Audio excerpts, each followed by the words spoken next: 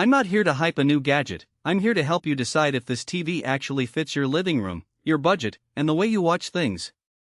If you're on the fence about spending a serious chunk of money on a massive OLED, you probably have a few worries. Will it really look better in a bright room? Will the AI upscaling be worth the cost? And could I end up with a screen that ages faster than my sofa? Link is in the description if you want to check the product details on Amazon. Let's walk through the things that matter once the box is open, the cables are plugged in, and you actually start using the TV day to day. First off, the size. An 83-inch panel isn't something you slip onto a bedroom nightstand, it dominates a space. The sweet spot for a screen that large is roughly 10 to 12 feet away, which means you need a fairly open living area or a dedicated media room. If your couch is a couple of feet closer, you'll start to see the pixel grid, even on an OLED, and that can be a little off-putting. On the flip side, if you have the room, the immersion is undeniable. Movies feel cinematic, sports feel like you're in the stadium, and a 4K game on a PS5 fills your peripheral vision in a way a 55-inch just can't match. Now, the biggest myth about OLEDs is that they're only for dark rooms. LG's Brightness Booster Max and Bright Room Ready modes try to address that hidden. In my own test, I streamed a HDR Netflix documentary in a living room with large windows and the TV cranked up its peak brightness to around 700 nits, which is respectable for OLED. The black stayed truly black, and the highlights didn't wash out. If you're watching in a dimmer setting, the picture looks even richer, thanks to the perfect black levels that OLED naturally provides. So the claim that OLEDs are only for movie caves holds less water here, but you still won't hit the same peak numbers as a top-end mini LED. The AI side of things is where the G5 tries to differentiate itself from older models.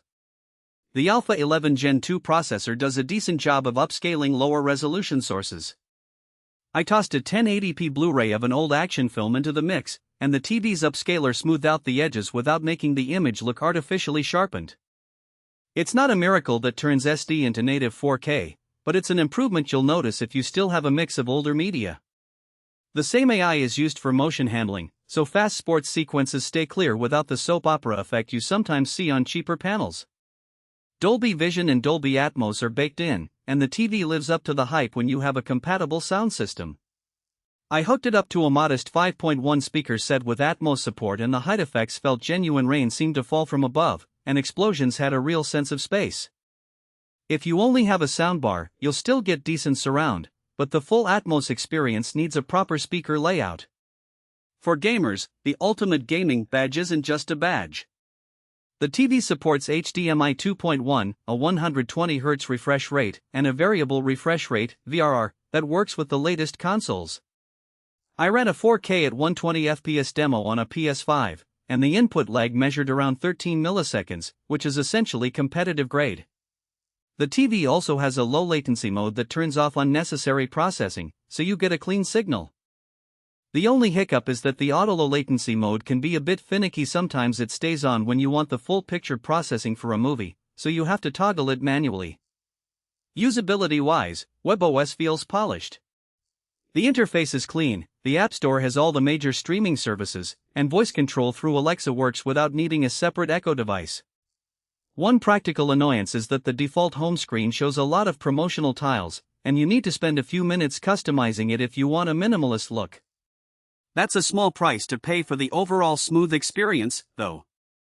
Let's talk about the hidden trade-offs.